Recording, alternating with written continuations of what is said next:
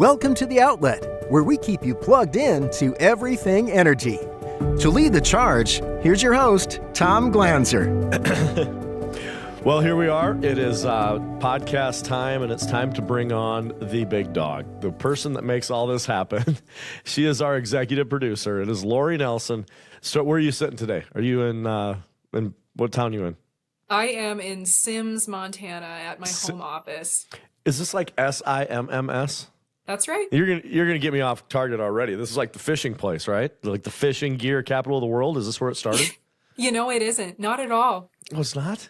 No, But isn't Sims out of Montana? I believe Sims was started in Bozeman, and they might still be there. I They are. I remember. know they're there. I thought maybe it just started. Is it spelled the same? It is. It's spelled the same, and I truly don't know, like, whether Sims the company was started because that was their name or where that came from. And you'd think I would remember because I toured that facility.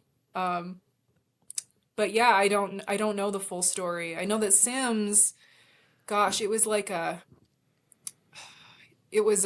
town way back in the day that was like a military base kind of. Okay. So there's some history there, but it's not fishing. Oh yeah. There's a ton of old Montana history, but it's not really not much to do with fishing. That being said, the Sun River is right here and you can fish it and do a pretty decent job there. It's not too bad. Does Lori know how a river runs through it stuff, or do you? I really don't. That's what everyone asks me when I used to go different places, different states. Oh, so do you fly fish? You're from Montana. I don't know how. There's movies that make your state famous. Right. You guys have some amazing ones.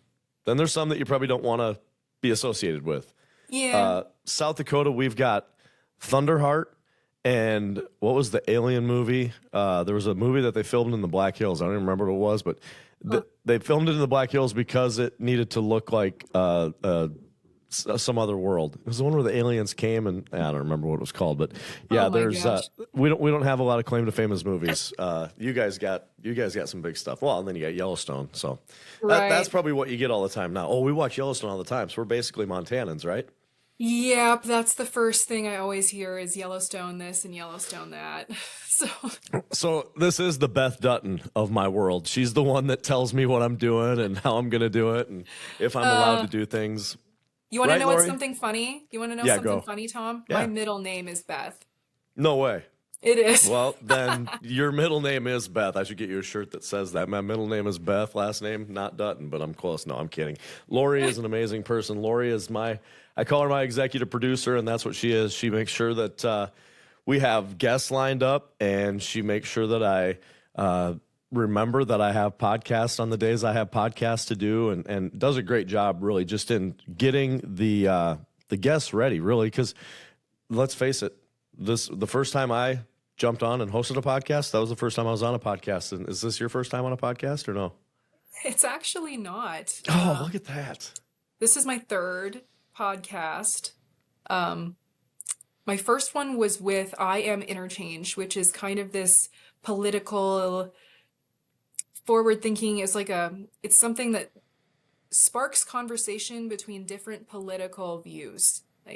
And it's based in Bozeman. They had me on before I came. I was working with NorthWestern Energy. They had me on to talk about energy policy, Colstrip. That's where I'm from. And really more about the community side of the impacts of what's happening in Colstrip.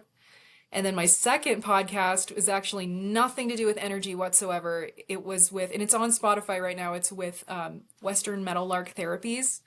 And she brought me on while I was lobbying for NorthWestern Energy to talk about how I use music in my everyday life to, I don't know, ground myself. And because that's what she talks about on her podcast is she's a music therapist. And so she was reaching out to different people in different walks of life to talk to them about how they use music in their lives.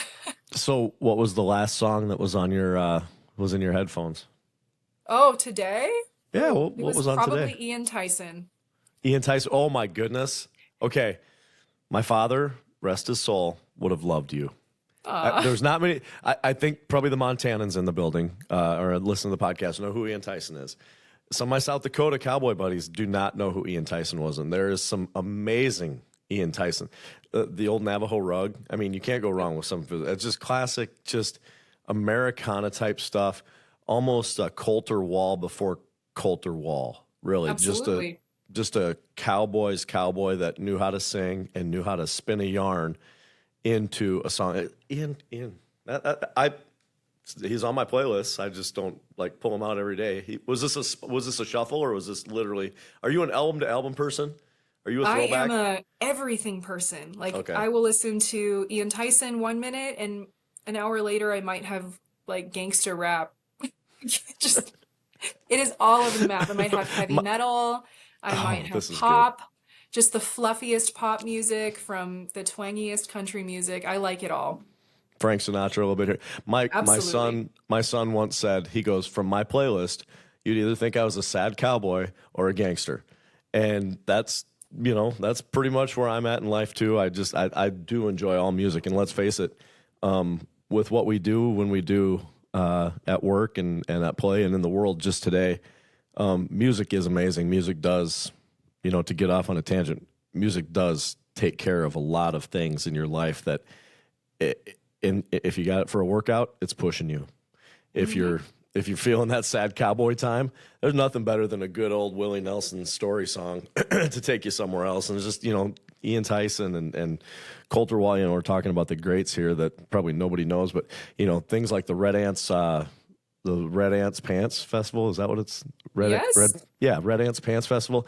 That the music, I've never been to it, but I always look at the lineup and I'm always jealous that you guys get stuff like that there. It's just, and I think the fact that my kids are a little bit older than your kids, but I think the fact that our kids don't have to depend on the radio, and I'm not banging on the radio because I grew up on the radio. I grew up on 80s rock. I grew up on, my sister listens to Whitney Houston and all that junk. So that was just out there, right? And we didn't know there was any other music because you were spoon-fed this is what you need to listen to. And I think our parents were the same way.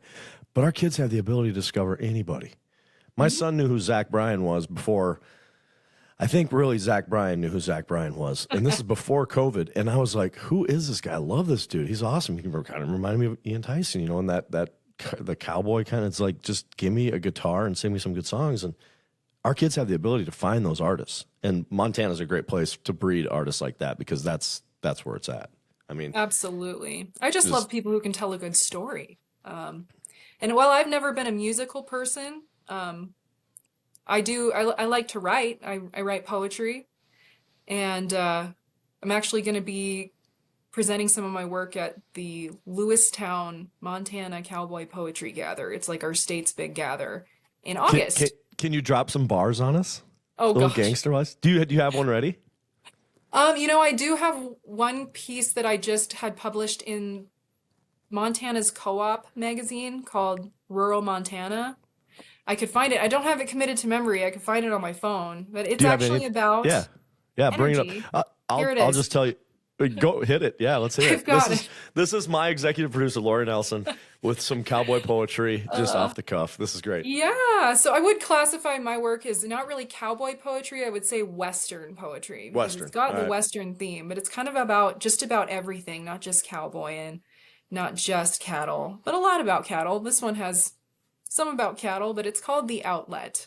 Okay. And That's what this is called. it is. We And didn't I even- named this poem way before we even started this podcast because it's kind of an old poem.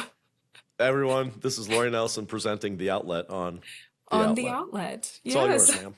So you unplug your old green tractor from the outlet on the wall. It's time to feed your cattle. In the cold, you hear them bawl. You don't give it too much thought when it starts up with a roar. Electricity is something there's a million uses for. Next, checking on the water that your cows drink as they please from the automatic trough, and you pray it didn't freeze.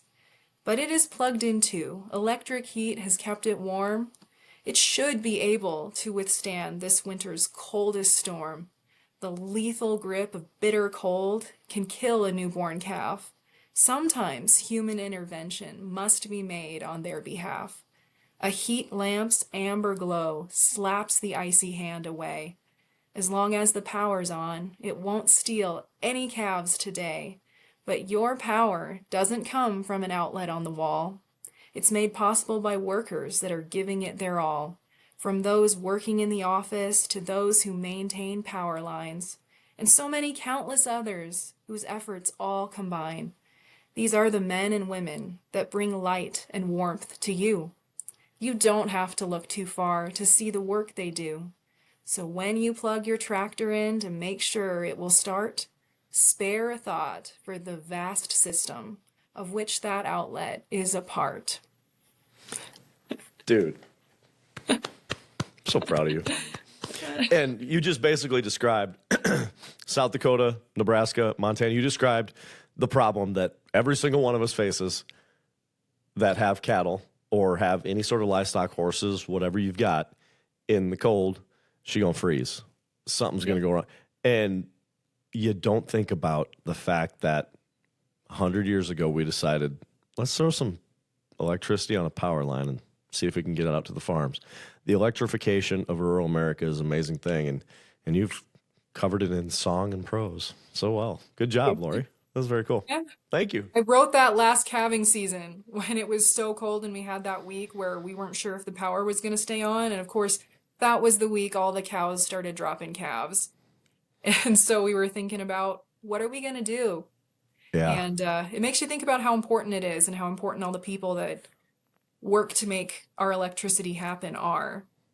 It makes you think about, it's been happening in our region for hundreds and hundreds of years, that how did the people that decided to settle in the Midwest, in the Mountain West, like hardy, we think we're tough. We've got electricity. We think we're tough. We've got four-wheel drive tractors. We think we're tough. We've got the ability to just, store up all the hay that we need underneath, an amazing amount of covered storage, barns, whatever. You think about the guys that did it back in the 1800s and the women that did it back in the 1800s. Some incredible stories have come out of the Midwest, some incredible people, and the strength, I think, does flow down through us. I think we're hardy because of what our forefathers went through. But my dad was a cowboy's cowboy, and he had a team of horses, and he had a chuck wagon. And, of course, you don't drive those things around anymore, but in South Dakota, they have a few chuck wagon rides, and he was taking a chuck wagon ride from Yankton, South Dakota, all the way up to Fort Pierce, like south side of the state, kind of right up to our state capital, right in the middle. And it was in April, I believe. And so I got my middle boy out of school because my daughter was too young, and my oldest boy had wanted nothing to do with it. Aww. So I'm like, you know what? This is going to be the best education for this kid today. Nothing more South Dakota than this. So we pick out a day that we're going to ride with Dad for 12, 15 miles. And I looked at the forecast, and it's not 90. It's not 80. It's one of those days where it's not going to snow, but the rain is going to freeze on its way down, and it's going to feel like snow when it hits you in the face because the wind was going 35 miles an hour. And we're going from the south up to the north and west. And about 2 hours into it, it started raining, and then it started sleeting, and it was windy, and it was cold. And I had Carhartt, everything was on, every inch of my body was covered up. My son enjoyed it for a little bit, and then he was underneath a buffalo skin that my dad had in the back. He had a couple of buffalo skins and some wool blankets, and he's just buried underneath that stuff. And he had quit a little bit. He was cold, and my dad is sitting there with just a wild rag on, just a cowboy rag on, and kind of a buckskin leather coat and some, just probably jeans and a pair of long johns, smile on his face a mile wide. This is the greatest thing ever. And I'm like, Dad, I'm glad that you enjoy this, because if it was up to me to get my family from the East Coast to the Midwest, we'd be east of Ohio somewhere still. I'd been like, yep, we're good right here. This is where we're going to call it home. But yeah, our forefathers getting all the way out here doing the way they did it, and covered wagons and stuff like that. There's a story of a lady whose husband, they were in the Sioux Falls area, settling the area, and the husband went down to Yankton because there was work in Yankton, which is like probably a 4-day horse ride, whatever, 3-day horse ride. And she didn't know when he was coming home. He was going to go work on the mills down there, and so she was in charge of it. She had 3 little kids, I think, and they flipped over the chuck wagon. That was their house. They lived under the chuck wagon, and she raised those kids underneath. and he ended up not coming back because they got a big winter storm, and he got stuck down there for the whole winter. She lived on that homestead by herself with the kids. I think one of them actually did die because, I mean, kids died back then so frequently. I think the stat is that you had to have two kids or had to have three kids to have two back in those days because the death rate was so big. But she hunted game off the land and fished and kept those kids alive and kept the homestead by herself in a flipped over chuck wagon box. And that was the homestead. Yeah, that's the spirit of the West right there. It really is. And now we talk about current spirit of the West and another Colstrip-ite. Was that what you guys call yourselves? Colstrip-ite? Colstripian? Well, we can't really say coal strippers, can You we? can't, Cole Stripper? You can't say that either, I suppose, huh? Yeah, probably not. So Cole Strippian. We just had Molly on because it was Molly, and now we're going straight to Lori, and this wasn't planned. It's just how it worked. But you were very aware of energy at an early age, I would assume. You know, I wasn't. Not at Really? all. I grew up in Colstrip blissfully unaware of how good I had it and how amazing our schools were and everything like that. I just thought it was normal. And I didn't start becoming more aware of the situation in Colstrip and just how different it is as a community until I was in college.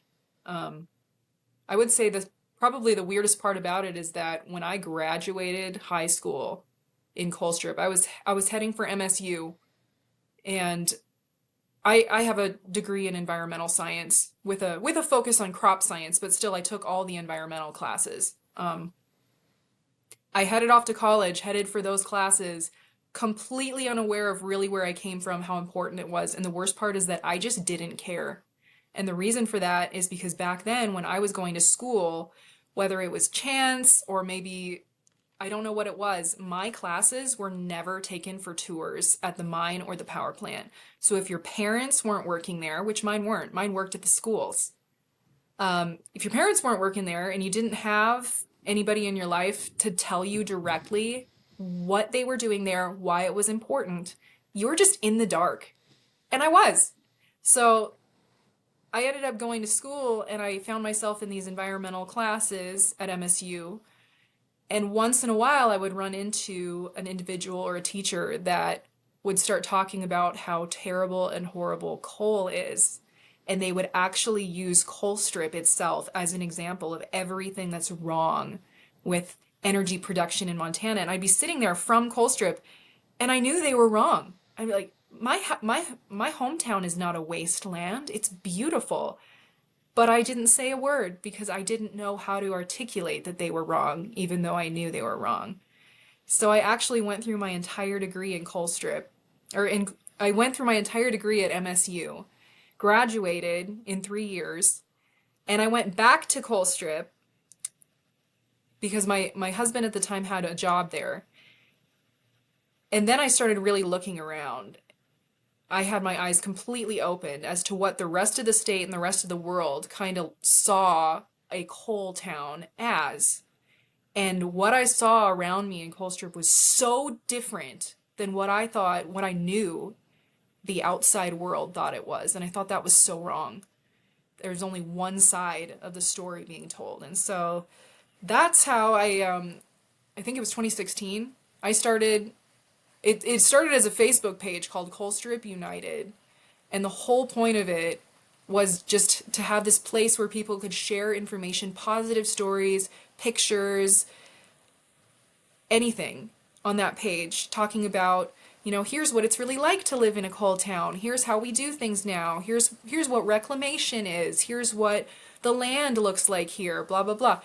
Well, it quickly transformed into something huge because we started using this page as a way to get the other side of the story out and the positives out, and other people from other places sympathized with us and they liked what we were doing. So it blew up. We had like 17,000 followers overnight. And Would you say they were all followers, or would you say there were some interested parties that wanted to just keyboard warrior some stuff? I would say it was a mix. It was definitely a mix. But back then, remember how in 2016 when Facebook was a lot more open and you didn't get censored? So like, let's say you had 17,000 people on your page. If you posted back then, 17,000 people were Would see going it. to see your That's post. true. I forget about the algorithm and how they're It was hosing us now and making amazing. us. Now I It just was think I got to buy incredible. Tupperware all the time, or get on some Yeah. Ozempic or something. I don't know. There weren't ads like that. Yeah, It was just whatever pages you followed, that's what you saw. And more there was no organic. filtering. Yeah. And then I saw the decline and the change. And Facebook itself seemed to really clamp down on our message. And before long, we would post something and maybe four people would see it. And so that's kind of how that section of that movement died, is the censorship of social media. But I don't want to get into that. I have whole No, opinions that's fine. about that. It's an interesting read though, and it brings us back to like what social media is today, really. Right, yeah. But yeah, we started right when the game was still open. And anyway, it was an interesting time. It was a huge eye-opening and learning experience for me. I became what I would call almost a pro-coal activist, which I don't really know if very many of those existed at the time.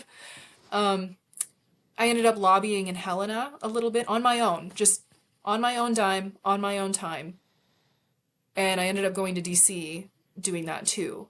And during that time, NorthWestern Energy was watching me because NorthWestern Energy is a partial owner in the Colstrip power plant. And it was in 2019 when I was approached and they asked me, would you like to come work for us and basically continue doing what you're doing at the legislature, just trying to talk to people, educate people, give people information and whatnot about Colstrip. And I was like, yes, that sounds wonderful. So that's how I was brought on board, even though my degree and my background isn't in energy policy or energy communications or anything like that.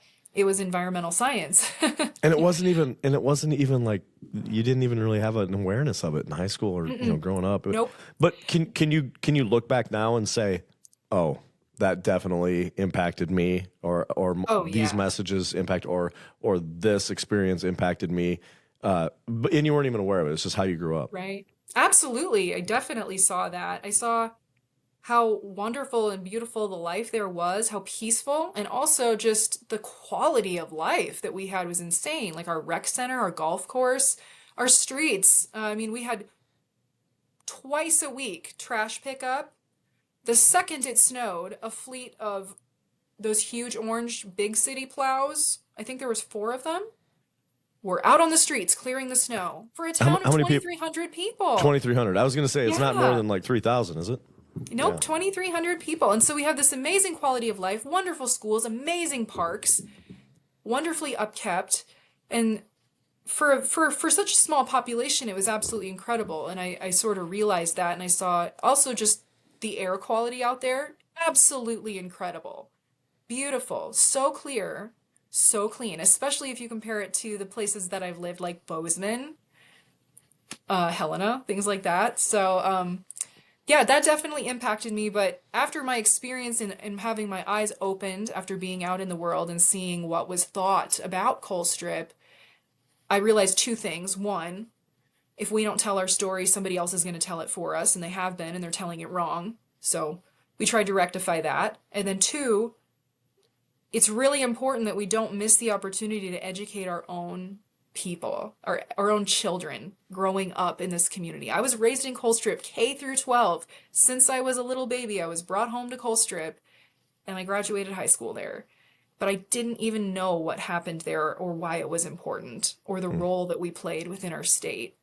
And so it became my passion back then in 2019 to reach out to the schools, to work with community leaders, to say, hey, can we start up the tours again? Because it used to be a thing. They used to take busloads of kids out to do tours. That was the standard. And they just somehow, it fell by the wayside.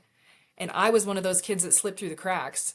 And so thankfully, to my knowledge, right now, that's all reinstated. They're re-educating our kids. They're letting other people bring in folks for tours, and they're being a little more proactive about, educating the public and the young people about what goes on there and why it's important. You said your parents taught in the school, or they worked in the school? Yeah, they worked in the schools. They actually weren't teachers either. My mother, she worked as a curriculum secretary, and my father, he started as a bus mechanic and worked all the way up to maintenance superintendent for all the schools in Colstrip. So are they still in Colstrip? Do they still, are they, No, they no? retired, and when they did, they decided they would like to follow, well, they basically followed me to Helena. And then I left. I married a rancher and ended up in Sims, so Thanks a lot, daughter.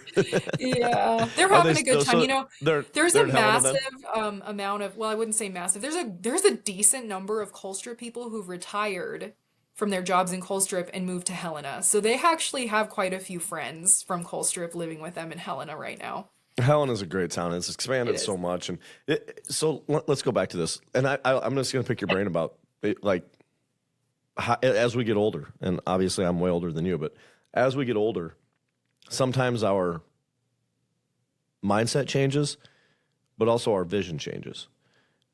Would you say that your vision for Colstrip, first of all, would you say your opinion, maybe some opinions you had 10 years ago have changed a little bit in the last 10 years, or has your vision changed for what you want Hmm. Colstrip to become? That's a great question. I would say, well, so 10 years ago, that would have been 2015. Your seventh grade year? 2015, I had just graduated college and I had moved back to Colstrip. So back then I hadn't started Colstrip United yet. I was just kind of reintegrating in my hometown and whatnot. I never even thought about the future of Colstrip back then. I was just, building my garden and painting my new house or whatever. So, Yeah. um, but I would say that my vision for Colstrip or my hopes for Colstrip have expanded since the time that I was in the middle of Colstrip United and all of that advocacy work. And it expanded in that I actually have more hope than I ever did before for Colstrip. I'm seeing so much more that gives me hope. There's going to be so much more diversification of that local economy there than I even thought possible. And that's wonderful. After what I had witnessed in between 2017, 2018, probably 2020, I saw a community that had what I would call crisis fatigue. Like every Billings Yeah. Gazette article that came out, just, oh, the end is near for Colstrip. Oh, it's looking bad for Colstrip. And that kind of stuff can really wear a community down. It really can. Well, But they're also this inspiring example of how a community can pull itself up because the things that are happening there that are giving me hope are being brought about by a local group and in conjunction with many other entities, but Southeastern Montana Economic Development, or SEMDC, is responsible for the engagement of a lot of these outside parties that are coming in and looking at bringing in new industry to Colstrip. And I think that's so amazing. It's amazing that a local entity is working like that to pull Colstrip upward and expand its horizons. And it's almost as if no one really knows about any of that. and I think for me, one of the things that's frustrating when you think about, you mentioned that they were in constant crisis mode. I'm sitting in Huron, South Dakota. This is a town that was built on agriculture and production of meat. And we lost one of our meat producers, and the town went into a big time crisis mode for many years, and they pulled themselves out. And if you've ever had Jack Link's beef jerky, you're eating South Dakota. If you've ever been on a Disney cruise, if you've ever eaten Firehouse Subs, you're eating turkey from Huron, South Dakota, or the region. And that's something that we can be proud of. That's our Colstrip, right? But I think when you think about the future of Colstrip, what's going to happen there? We have our infrastructure there, our transmission lines. That asset is in the ground. The people that say we got to get rid of coal right now, it's got to be done. No, we are still in the plateau mode where coal is carrying us. Coal is carrying our baseline, our hydro, our coal, the wind that we have. When the wind blows, it's great. When the sun is out, the solar is amazing. The hydro is there. That's one of those assets that we can't take for granted in either any state. But the coal right now, this is our technology, and we're still riding that technology until the next technology, if that's nuclear or whatever it is. but that's where I get frustrated sometimes when people are like, oh, we got to get rid of coal right now. I'm like, we don't have the ability to get rid of coal right now because it has to stay around because we need coal and natural gas fired generation to continue happening until we figure out what the technology is that everybody's going to ride going in the future. That's what our forefathers had was coal. The coal was abundant. It was there. We burn it, turns the steam turns the turbines. It's worked for all these years. It's got us to where we're at. Now we have such a dependency on it. This is what we got to ride until we figure out what's going on. So don't shoot the horse before the trail ride's over, right? Right. Absolutely. That's a good saying, I think. She may be a 22-year-old nag, but she's still a good horse, and we should still ride her until that part of that trail ride's over and we can jump on a new horse. And right now, nobody's ready for a new horse because we just don't know exactly where it's going. So we're going to have some side ponies come in, like Yellowstone, the generation, the gas-fired generation, the wind, the solar. It's all part of the puzzle. And our forefathers started Colstrip. It's up to us now to figure out the next round of what's going to happen. And I think that's pretty interesting. And it's a little bit of a one of those things where you look at it like, wow. So my generation doesn't just get a ride on the coattails of what our forefathers did. Now it's time for us to kind of step up because you think about America, democracy, all that was already set in place for us. I mean, McDonald's was there when I was born, so you had all that really good stuff. The rock and roll was invented already. We haven't really done anything, so apparently this is our call to action. So, your thoughts about that and your thoughts about how Colstrip might change in the next 15 years, taking us through the next 70 to 80 years of energy production. Right. Yeah, I do believe I'm a very positive person, so I tend to see the glass half full. But I do believe Colstrip is going to maintain a very important role in Montana energy and Pacific Northwest energy going forward. I think we still have so much opportunity to continue using Colstrip. I think it's going to change what that looks like, whether we bring in other sources of energy. I know that nuclear is being looked at all over the country right now. I personally believe nuclear is going to have to be part of the answer eventually. And the technology for it, this ain't your granddaddy's nuclear energy. No, it's so far advanced and so much safer. And these small modular reactors. I mean, yes, the efficiency of it.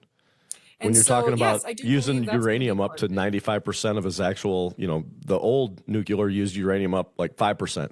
The new nuclear uses like 95% of the actual product. There's so much less spent fuel than there used to be, and the safety of it. And yeah, it's an amazing technology, and it's just got to become affordable for everybody. Yep, and that's the main thing is affordability has got to be honestly one of the main parts of the conversation. Because I mean, you look at things now. In Montana, we enjoy some of the lowest rates in the country. But everybody is still feeling the hurt all across the nation. We're all feeling the impact of rising bills. And so for folks who are pushing really hard to bring on new sources of power that are going to cost more, I would really urge them to stop and think about the implications because we're already struggling right now. Yeah. And Colstrip, it's already built and it's affordable and it's reliable. And that matters to an awful lot of people right now. Yeah, and I think if you take your glass half full, which I'm a glass half full person too, so maybe we need an anti-person, somebody that's a little bit more of a naysayer to us too, but I think when you look at that, you understand, like, we have to have common ground here. There has to be some common sense. The same thing, South Dakota is the same way. We have Big Stone, we have Coyote and Neal. They're all, we don't have one Big Stone would be our Colstrip in the area. It's in the big, way up in the Northeast, basically borders on Minnesota. And that's kind of our place. And you just, for the most part, I think a lot of people are like you when you were in grade school, like, I don't know what that thing does. I don't know where my energy comes from. It's way up there in the other part of South Dakota, or it's way down there in the north or the southeast part of Montana. You kind of forget about it. You don't pay attention to it, but we all need to. We need to be educated. We need to understand. And I think you're doing a great job with that. And I appreciate your efforts, and I appreciate what you do here. You also, what else? Tell us what else you do for the company, because that's not just the only thing. Well, these days I actually switched gears 3 years ago. I've been with the company for 6 years. So 4 years, 3 or 4 years ago, I switched gears from government affairs to community relations. And that honestly felt like a really natural move for me because community stuff has always been something that I felt most comfortable in, just talking to people on the ground. So now what I do is I actually reach out to our mid-sized business customers and I talk to them about really anything and everything that concerns them. They reach out to me if they have questions of any kind. I help them find like maybe rebates they qualify for. Honestly, I've helped with all kinds of really interesting situations. Yeah, so just working with community again is really what I do, and I love it. It comes very naturally to me, especially when mostly what I do is with these rural communities, rural businesses. But yeah, going backward just a little bit when we were talking about what you said about, gosh, what was it? You were talking about like an outlook for Colstrip and for Yeah. our energy mix or whatnot. I think the biggest thing we have to remember is that let me back up, I guess. You brought up the word common ground. And in all of my time that I spent talking with people in arenas where maybe there's quite a bit of contention, I've been to a lot of public comment periods on contentious issues like the Clean Power Plan when President Obama was trying to get that implemented. Really contentious arenas where there's people on either side of the issue and they're angry and they're tense. The one topic that I could bring up that I found common ground on both sides, both the pro-coal side and the anti-coal side, was diversification of the local economies of coal towns. Very few people were wanting to argue against that because for the folks who live in a coal town that is heavily dependent on that industry to survive, diversifying your economy, that sure couldn't hurt. Bringing in more businesses, changing up where you get your revenue from, you're just adding more. That can't hurt. And for the folks who don't like coal and want to see it go away, figuring out ways that they can help these coal communities bring in new industry and diversify, well, that doesn't hurt their agenda either. That's something that Right. no matter who I talk to, I could bring up diversification of those local economies, and it was always a subject that we could talk about. And yeah, I think you hit the perfect topic when you said common ground. And Yeah, that's the and best common ground I could find in all the time that I was doing that stuff. yeah, I mean, you look at places like Detroit, and when Detroit went through its problems, you don't want anything like that to happen to your towns and your service territory, and you want them to have an idea of what else can we do. We do this really good, but what else can we do? What else can we put on the table here and make this something that we do really good and we're known for. But I think with Colstrip, it's just one of those towns where when you think about Colstrip, you think about production. You think Right. about the people that work there and the millions and millions of man hours and woman hours that have gone into that plant to ensure the energy future of Montana and the Pacific Northwest. It's amazing. It's humbling. And I don't think we really have a good grasp on the scope of where that lays in the history of the energy folklore, but it will go down as no matter what happens as far as our energy production is concerned, whether where we go.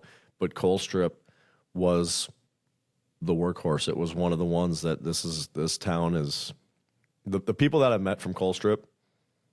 They're the good ones, salt of the earth.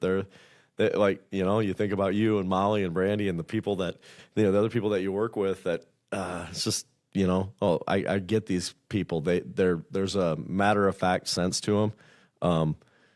Still romantic enough to write some cowboy poetry and enjoy a little Ian Tyson music on a Monday morning when you're getting ready for work. But yeah, it's one of those things where you just look at that town and you understand that not so different even than Butte, the mining town. And you think of all the other towns, I think of my own town of Huron, that the history of those towns is rich, and the story that they're going to leave forever, the people that made those towns happen, pretty amazing things. And I appreciate you coming on the podcast.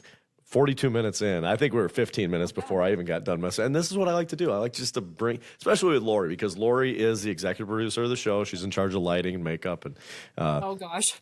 Yeah, no, this is not her fault. I played the drums for a oldies cover band for 3.5 hours in the sun on Saturday, and then also did a mountain bike race. So I was UV'd on Saturday and Sunday. So we spent Sunday at the lake. So it's summer. I'm going to look a little bit tan or red all the time, and then the gray hair helps it out too. So, but Lori, thank you so much for coming on the show. Appreciate you putting the guests out there. So when people are listening, this is the person that's, I'll give her some ideas every once in a while, but Lori's like, hey, we got to do this. And I'm like, yes, of course, we got to do this. And then I got to do my research because Lori's so much more versed on a lot of this stuff than I am. And so then I always go back and I have to who she got me talking to this week? And then I go do my homework. But thank you so much for that.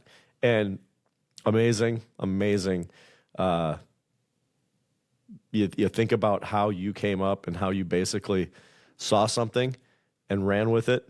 And the company saw what you were doing and said, hey, this is somebody that understands it, that gets it, that can see many sides of it, person like me, out and about with the people. And you become everything to everybody for the company, and that's what you are, and we appreciate that. Oh, well, thank you. Thank you. Now go take care of those cattle. Make sure that their water isn't froze. Did it snow last week or the other day? I am on to the next phone call with the next local community. I'm going to try to meet up with the chamber out in Lincoln. Well, get on it. That's one thing you do. You just get to jump from one thing to the other. That's what we love about our jobs, and that's what we love about our service territory. So again, thank you to Lori Nelson for being our guest today on The Outlet. That's a wrap on this week's episode of The Outlet. For more information and weekly energy updates, like and subscribe wherever you get your podcasts, or visit northwesternenergy.com.